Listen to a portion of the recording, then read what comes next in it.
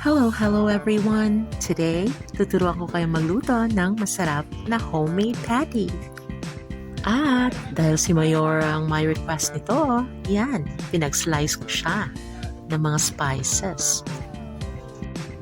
Sibuyas at bawang lang ang kailangan dito. Ang mushrooms para sa gravy natin mamaya. Lagyan na ng harina ang meat, pwedeng pork, pwedeng beef, and mix well.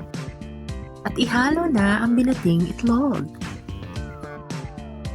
Tama lang ang dami ng itlog para hindi masyadong soft. At i-add na ang sibuyas at bawang. Mix well and buuin na parang bilog. Pwede na to. Ayan, ready na sila for frying. I-flatten siya according sa thickness na gusto nyo. You can put white pepper or black pepper if you want. I'm sensitive to powdered peppers, so hindi ko na nilagyan.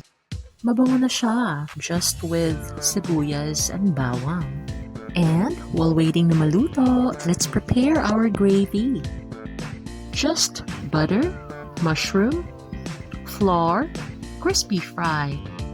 Isaute ang mushroom sa butter. And mix well.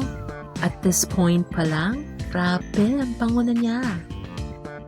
I-add na ang slurry made up of flour and crispy fry. Keep stirring. Then add soy sauce or liquid seasoning.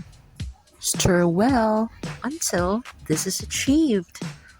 Gravy pa lang, ulam na. Ta-da! Wow, para silang mga cookies ha. Kesa mag-order kayo, lutuin nyo na lang. Mas masarap pa. O, ayan. Taste test. Wow, ang dami ng kanin mo, Mayora.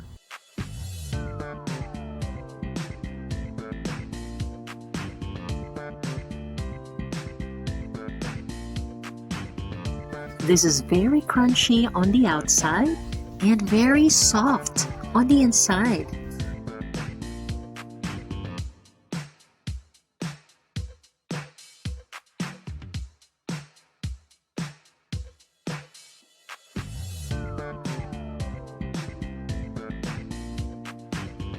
Ang aking bata na mahilig sa pepper mushroom, yan, satisfied. Try this one, guys. I'm sure you will love it.